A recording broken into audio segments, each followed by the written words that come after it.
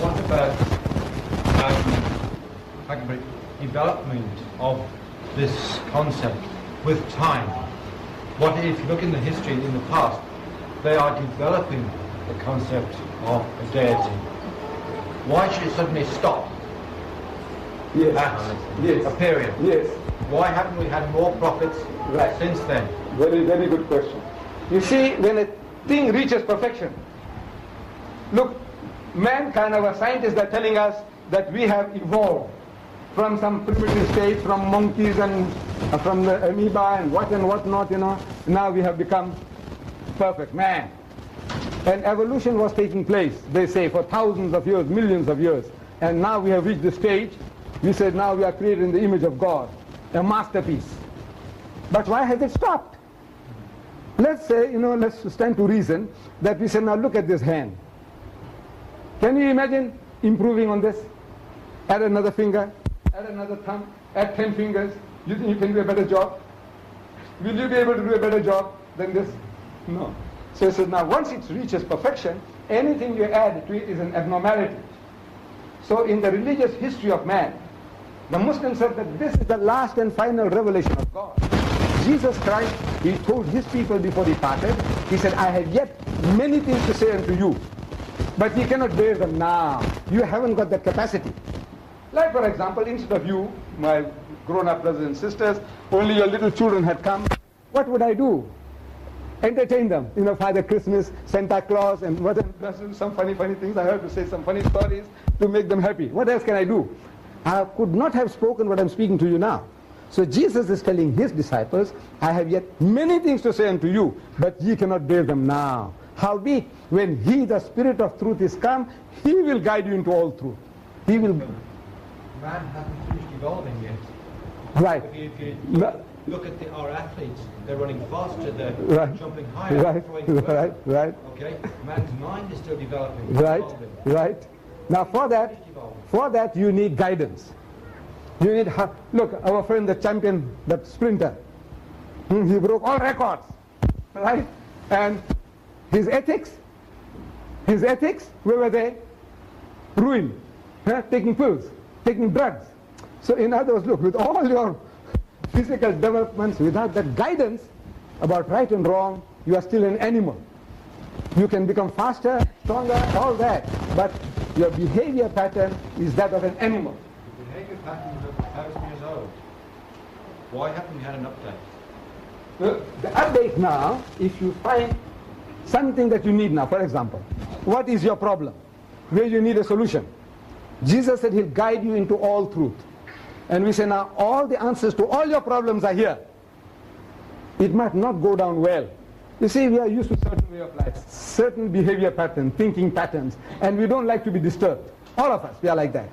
But now come with a genuine problem and say, look, there is a problem for which we need a solution. What does Islam say to this? If there is no solution, then we said, look, we'll have to look for another prophet. If there isn't, then we'll have to make one. See? But now come with the problem. What is your problem? And I tell you now, look, problems in South Africa. We have a problem of alcoholism. We have a problem of race. The biggest problem in this country is race. Answers to them. You have a problem of surplus women. There are 7.8 million women in America who can't get husbands. That's problems. No. The Quran gives the answer. I said it might not go down well. Because we are used to a certain way of life. Alcoholism. Answer to alcohol. Answer to gambling. Ask. Everything is there in the last and final testament of God. If it's not there, then we'll have to look for another prophet. And if there isn't, we'll have to create one. The prophets of the past have updated what we had before, what was before. How do we know that is? The claim is there that this is the last and final revelation. No. Right now you put it to the test. You see, once a person makes a claim, I say, I'm the strongest man in the world.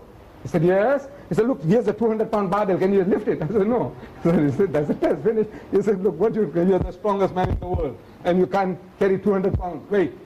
So put it to the test. And the book is challenging. He said, come on, put it to the test. The teachings. I'm not talking about the Muslims. Oh, I'm a paragon of virtue, and I'm an angel. No, nobody's saying that. But I said the solution to your problems are all given to you, and this is given by God. It's your property. Therefore, say now you open it and let God Almighty talk to you. This book, when you open it, you see God is talking to you. This is not the story book about Muhammad. This book is not the story book of Muhammad. Can you imagine this vast volume here? In this vast volume, the name of Muhammad's father is not here. His mother's name is not here. When he was born is not here. Where he died is not here. Can you imagine a book like that? A man writes a book and he's not there in the book. His name, Muhammad, the name Muhammad occurred in this vast volume 5 times. The name Jesus 25 times. So it makes you to think. Why 25 times? I said, look, this man, so many controversies were around him. There was no controversy about the birth of Muhammad. He had a father, he had a mother.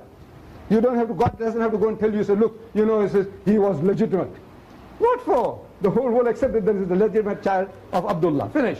But Jesus, there were controversies. Some say, look, he's got no father. Some say, if that's the case, that he's the illegitimate child of Mary. Where does the Muslim stand? So the book comes along and answers. It tells us, Ya Ahlal Kitab, O people of the book, O Jews and Christians, La taghlu fi dinikum. Say, do not go to extremes in your religion. You Jews and Christians, don't go to extremes in your religion. وَلَا تَقُولُوا عَلَى اللَّهِ إِلَّا الْحَقِّ. And don't say anything about God except the truth. إِنَّمَا الْمَسِيحِ, most certainly the Messiah. You know who we are talking about? Jesus. إِنَّمَا الْمَسِيحِ وَإِيسَى ibn Maryama, Jesus the son of Mary, Rasulullah, is a messenger of Allah. وَكَلِمَتُهُ, and a word proceeding from him, أَلْقَاهَا إِلَى مَرْيَمُ وَرُوحٌ مِّنْهُمْ, which he bestowed upon Mary, and a spirit proceeding from him. فَآمِنُوا بِاللَّهِ وَرُسُلِهِ, so believe in Allah and his messenger. That's what Jesus said. This is life eternal, that they should know thee, the only true God, and Jesus Christ whom thou hast sent. That is what the book is telling you. So look, this man Jesus was born miraculously. He is not the illegitimate child of Mary, and he is not God.